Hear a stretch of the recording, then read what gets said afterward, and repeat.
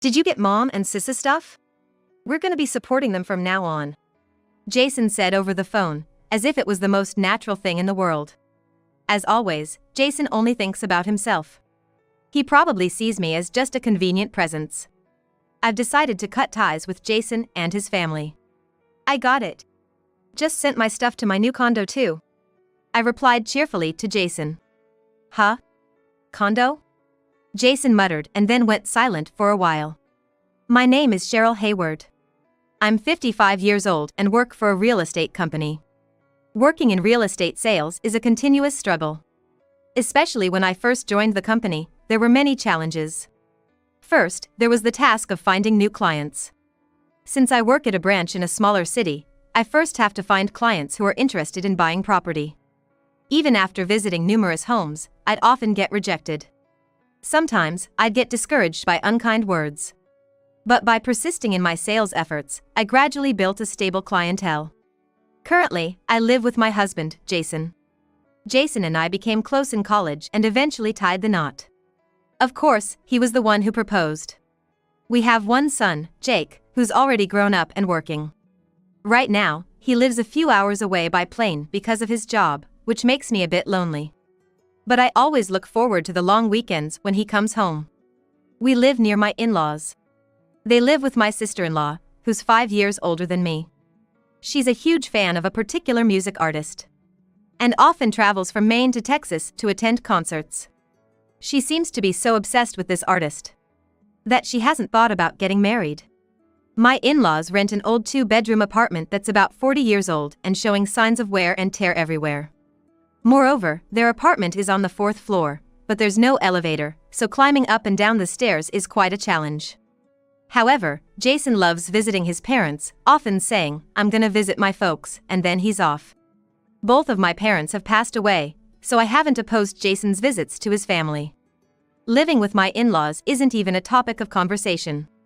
They're still in good health, and with my sister-in-law around, there's no issue. I was optimistic about the situation at the time. But one day, I was caught off guard. As soon as Jason got home, he said, "Apparently, the apartment where Mom and the others live is gonna be demolished. They're being asked to leave." I was taken aback by the sudden news. "That's so sudden! What are they gonna do?" I asked hurriedly, but Jason nonchalantly said, "Oh, they'll figure it out. They're all adults, right? But hey, can you get dinner ready?" Jason said that and went to his room to change. I got nervous. I'd be in deep trouble if my in-laws started to rely on us. That's because my mother-in-law and sister-in-law treat me terribly. Their attitude was blatantly obvious from our very first meeting. 30 years ago. When Jason and I started dating and visited his parents' house for the first time. "Nice to meet you. I'm looking forward to getting to know you." I greeted them with a smile. However, both the parents and the sister just glared at me. I was puzzled and didn't know what to do. Then, the mother-in-law sighed heavily and said, "So you are Jason's girlfriend. I was wondering what kind of girl you'd be. You don't look glamorous at all, you look rather poor." "Excuse me." I was terribly upset by her words and behavior. While I was lost for words, the sisters-in-law chimed in. "She really does look poor. Jason, your taste in women has gotten quite bad. That's for sure." I looked at Jason, hoping he would help me out. But my expectations were quickly shattered. "I've dated only flashy, beautiful women before, but I thought a girl like her would do as I say," he said, laughing. "Indeed, Cheryl here probably doesn't get much attention from men. She must be desperate not to be dumped by Jason. She'd likely do anything he tells her to." His sister nodded in agreement. In retrospect, I should have broken up with Jason right then and there. But I was so in love with him at the time, I couldn't see what was happening right in front of me. I even misunderstood Jason's terrible behavior as his way of helping me fit in with his family. And so, we got married, and hell awaited me. After a while, the mother-in-law and sister-in-law started ordering me around. "Hey, the microwave is acting up. Go buy a new one," the mother-in-law would suddenly demand over the phone. Confused and panicked, I rushed to the electronics store. I bought the microwave she specified and delivered it to her house, but she didn't even thank me. "Now that we've got the microwave, we have no use for you. Just go home." she said dismissively. Of course, she didn't reimburse me for the microwave. And after that, she kept ordering me around. But if I ignored her orders, she would tattle on me to Jason. Then Jason would yell at me. You are part of my mother's family, aren't you? Just think of it as showing respect to your elders and buy it. This went on for a long time, so I reluctantly put up with it. The sister-in-law was no better. She would suddenly contact me saying, I want to go to my favorite band's concert. Arrange the plane tickets for me. And the date she'd want to travel was always just around the corner. Of course, there are often no available seats on the flights. So, when I tell her that the flights are all booked up, my sister-in-law suddenly gets furious. What's wrong with you? Why are you so useless? This is unbelievable. Fine, I'll go a day earlier, so arrange a hotel for me too. You're paying for everything since this was your mistake. She would rant and then hang up the phone on me. I ended up paying for her plane tickets and hotel stays with my own salary. The father-in-law was completely under the thumb of his wife and daughter. He's right, you know. What they say is always correct, and you're always wrong. Now go buy me some booze.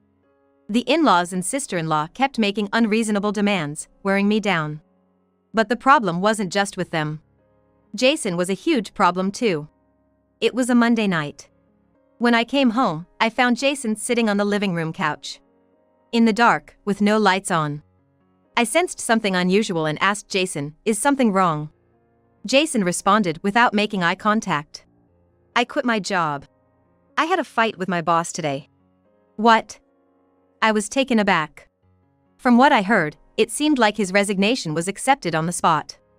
Normally, it would take about a month to resign due to the handover process. However, in Jason's case, his boss allowed him to resign effective immediately. Even after hearing this story, I couldn't come to terms with it. What are you going to do now? You need money to live.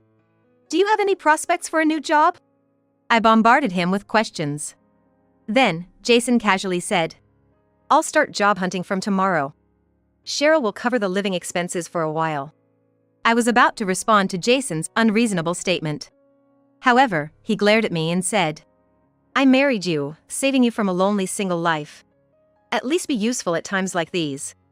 Jason continued to watch TV with a sour mood. Once he gets like this, he never changes his opinion. On top of that, he sometimes takes out his frustration on objects. There was even a time when he damaged the refrigerator. I can't deal with him breaking things around the house. Reluctantly, all I could say was, okay, I understand. Afterwards, Jason still hasn't found a new job. He goes out occasionally, but it's unclear whether he is actually job hunting. Moreover, he stopped contributing to our living expenses altogether, forcing me to cut back on groceries. However, Jason eats a lot and has an expensive taste. When I make economical meals, he eats everything, including my portion, and then complains. Are you trying to make a point because I'm not working? Serve me dishes with more beef. Having a stingy wife like you makes me feel pitted. I wonder whose fault this is.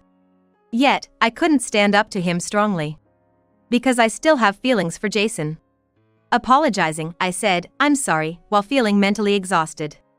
Then, one day, the doorbell rang, and I went outside. Who is it? There stood two men from a moving company.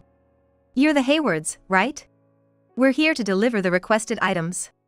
The movers said, proceeding to bring the items inside. Wait a moment. Isn't there some mistake? I panicked and stopped the movers. With a puzzled look, one of the movers said, We received a proper request from the homeowner, Jason Hayward. We can't just stop because of what you say. And the movers continued to bring in the boxes. I knew I needed to act quickly. So I called Jason. Luckily, he answered right away. Jason? There are movers here bringing in a ton of boxes. What is all this stuff? And in the next moment, Jason dropped a bombshell. You've received my mom and sister's stuff? We're going to support them starting today. My husband Jason said it as if it was the most natural thing in the world. What do you mean? My mom and sister are being forced to move out of their apartment. We have spare rooms, so I suggested they live with us. Plus, they said they could contribute some of my dad's pension to me. It'll be extra pocket money for me. As always, Jason only thought about himself. He planned to use the money, which was supposed to help with additional living expenses, as his own pocket money. Living with my in-laws would definitely increase our living expenses. And yet, Jason had no intention of contributing to the household. In his eyes, I was just a convenient source of money. I decided it was time to cut ties with Jason and his family. I had loved him so much that I endured his harsh treatment. But this incident made my feelings for him fade away. While I was making this quiet resolution, Jason continued nonchalantly. "So, how long will it take to unpack everything?" Jason asked in a calm voice. "Huh?" I thought to myself, what is he saying, and my voice dropped, but it seemed like Jason didn't notice. He stated matter-of-factly. "So, it's about unpacking. My mom and sister are getting old, you know. We can't ask them to do such a hard task, right? While you're unpacking, we're going to stay at a hotel." I was furious at Jason's insensitivity, expecting me to unpack all of his parents' belongings. I needed to make him regret this. After a bit of thought, I said, "About a week, I guess." Suddenly, Jason responded in a displeased tone. "A week? That's way too long. You're really slow, you know. I'll talk to my mom and the others, so make sure you get it done in a week. Also, the paperwork for the moving company fee will be sent to the house later on. Make sure you receive it, okay?" Jason just said his piece and hung up the phone. Is this how you ask someone for a favor? I was really irritated. "Just you wait," I muttered quietly to myself. And a week later, Jason contacted me again. "You finished unpacking, right? We're about to head back home with my mom and everyone. Did you get the paperwork for the moving company fee?" Jason sounded cheerful. And I could hear his parents and sister in the background. "So, we get to live with our convenient housekeeper from now on, huh? You'll do as I say, right? It's unpaid work, but we're family after all. That's only natural, right? Mom, that's really blunt. But well, she's not real family, so being a housekeeper is appropriate, I guess," his sister said, trying to hold back her laughter. "That's right. She's not a real family after all," his father agreed. "These people aren't my family. They were strangers with a twisted relationship from the start." "So," I replied with a smile on my face. "I've received it. I just sent my stuff to my new place in a high-rise condo." I responded cheerfully to Jason. "Huh? A high-rise condo?" Jason and his parents fell silent after muttering those words. In fact, right after Jason's call, I had taken action. First, I reported the whole situation to Jake. He got terribly angry and decided to take my side. Then, there was something I hadn't told Jason about. Actually, I had purchased a room in a high-rise condo as an investment. My real estate company specializes in investment condos for the affluent. In my second year at the company, I took a big leap and bought a room in a high-rise condo with a 35-year mortgage. It's a one-bedroom with a living room, not very spacious, and even though it's in a high-rise, I bought a unit on the third floor. So, the purchase price was on the lower end for that building. Still, it was a big purchase, something meant to last a lifetime. I'm quite proud that I had the courage to make such a purchase. I rented it out immediately after buying it. As for the mortgage payments, the rental income had been nicely offsetting them so far. However, the tenant had just moved out and the income had stopped. I thought it was good timing, so I decided to move in, I explained calmly. Then Jason spoke up. "Why do you get to live in a high-rise condo by yourself? That's not fair. What are you going to do with the house we were living in?" Jason seemed quite flustered. Which I could understand. After all, the house we were living in was a rental. Jason, being unemployed, certainly couldn't afford to pay the rent. His parents were living off their pensions. The rent for our rented house was significantly higher than for an apartment. And his sister was pouring all her salary into her music artist obsession, leaving her with almost no savings. I played dumb and answered, "Why not just live together as a family? The lease is under your name, so there's no need for any changes, right? No problem at all, right? Well, Jason is unemployed, but he'll find a job eventually, so I think everything will be fine," I said cheerfully, but I could sense turmoil on the other end of the line. "Jason, this house isn't owned, is it? The rent must be quite a bit. How much is it, exactly?" His mother started to panic. I can't afford to pay rent since I'm spending all my money on my music artist obsession. And Jason, what do you mean by unemployed? How have you been managing living expenses? And my pension is just a pittance. I can't afford to pay the rent for such a big house. His father also sounded agitated. His parents and sister started to blame Jason all at once.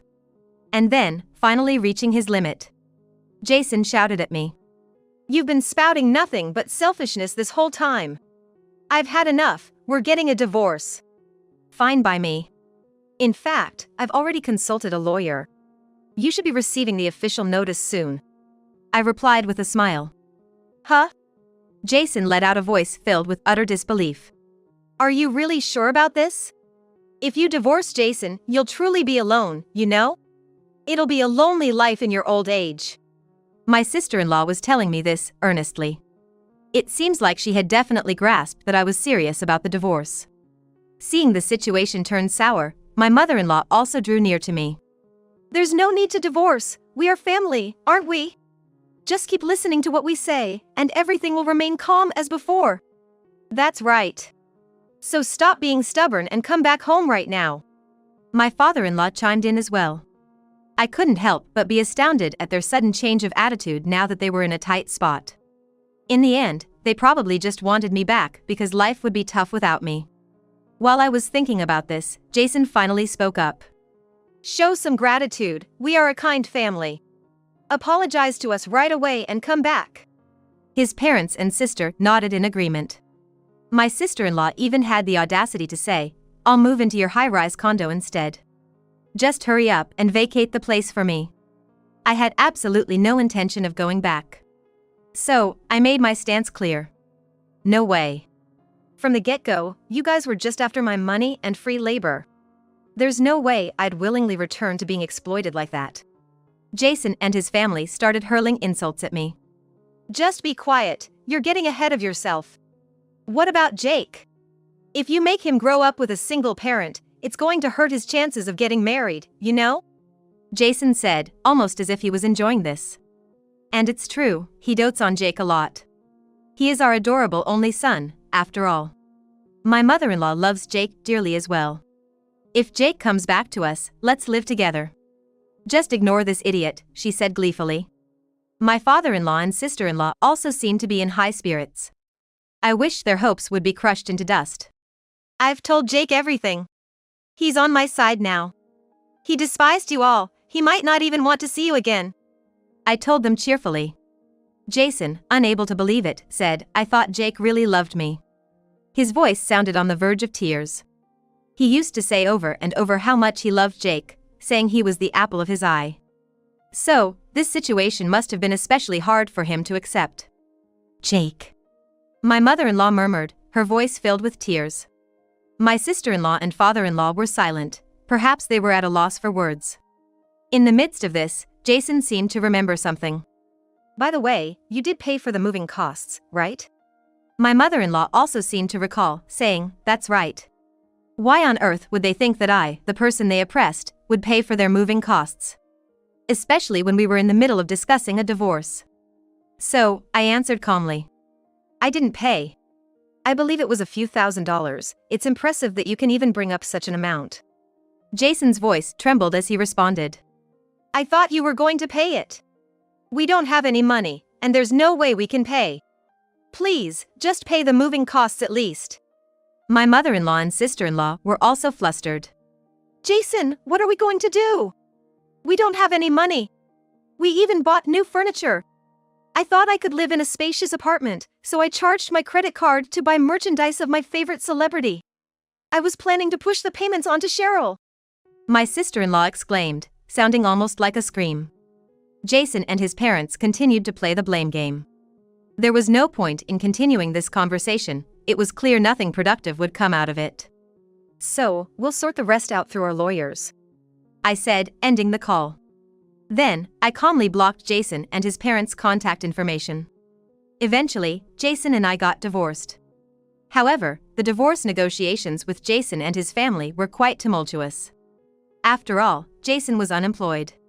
He was hoping to cancel the divorce and continue receiving financial support from me, just like before. Not to mention, he wanted me to bear the moving costs as well. But all his plans crumbled when Jake, whom he doted on, expressed his contempt for him. During the meeting at the law firm, Jake temporarily came back to our side. And he told Jason and his family, "I consider only my mom as my family now. I can't call people who oppress her, like dad and grandma, my family. If you guys get divorced, I'm going with mom." Jake firmly rejected Jason and the others. This had Jason and my mother-in-law at their wits' end. So, they turned to me and said, "You need to talk some sense into Jake. This is all your fault, isn't it? Talking about divorce and dragging the whole family into this mess. Don't you realize you're causing trouble?" To that, I responded decisively. "So what? You want me to just keep putting up with this and continue being your maid? While Jason doesn't work and doesn't lift a finger at home? And you expect me to live with your mother and sister too, letting everyone walk all over me? There's no way I'm going back to that environment." Perhaps because I raised my voice, Jason and the others were taken aback. I calmed myself down and said, "My family is Jake and Jake alone. From today onward, Jason and the rest are strangers to me. I won't have anything to do with you any longer, and I certainly won't be helping out with any living expenses." Hearing this, Jason and my in-laws had a look of frustration on their faces. Eventually, with my firm resolve and the persuasion of my lawyer, the divorce went through. However, after that, Jason and the others tried to reach out to me several times through the lawyer. "We can't find work, and we're being forced out of our home. We borrowed money for the moving expenses from a loan shark, but the interest just keeps piling up. If this continues, we're ruined. Please, can't we start over? I'll do anything." According to my lawyer, Jason wasn't the only desperate one. My in-laws were also reaching out. "Please, we're begging you to help us financially. Jason isn't working, he just sits at home watching TV. My legs and back hurt, and I can't do the housework properly," my mother-in-law pleaded. "Can't you at least take care of me? The rent and living expenses are piling up, and I just can't make ends meet," my father-in-law begged. Even my sister-in-law had the nerve to say, "It's unfair that you get to live in a luxury condo while I'm stuck here. Let me live with you." Even after the divorce, they all seemed to think that I, their ex-daughter-in-law, would still do as they said. I asked my lawyer to politely decline their requests. In this situation, I figured that if left alone, Jason and his family would eventually self-destruct. As for me, I continued living my usual life in my luxury condo. The one thing that had changed was my contact with Jake.